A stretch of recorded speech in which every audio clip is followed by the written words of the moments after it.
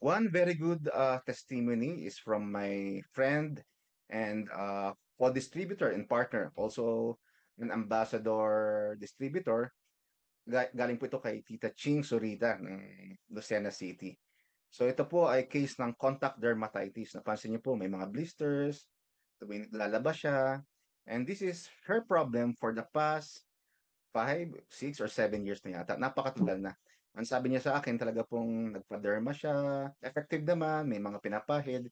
Pero pag nawala yun na yung medications, yun, babalik na naman po itong contact dermatitis, which is the inflammation of the skin.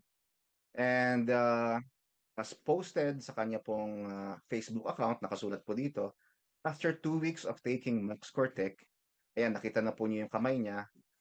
Senior citizen na po yan si Tita Ching, pero tingnan niyo yung kamay niya, parang parang pang teenager lang, no? Nawala po yung mga blisters, yung inflammation.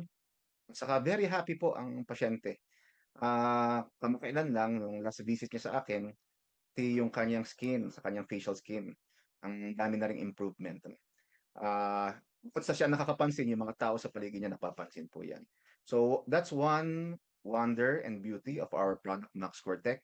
Talagang hindi mapipigilan at hindi naaawat na talagang lalabas po yan sa ating skin. At magkakaroon po ng magandang improvement yan, which is right now, ay talaga pong tinitignan na rin, especially sa social media. At pinakamaganda nga, hindi na pinag-uusapan, halimbawa mga senior citizen, ayaw na nating pinag-uusapan yung ano yung maintenance, ano yung ilan yung gamot na iniinom. Mas maganda siguro ang pag-usapan ng mga senior citizen, bakit mukha kang bata ngayon? Bakit hindi ka tumatanda? Bakit you look 10 or 20 years younger?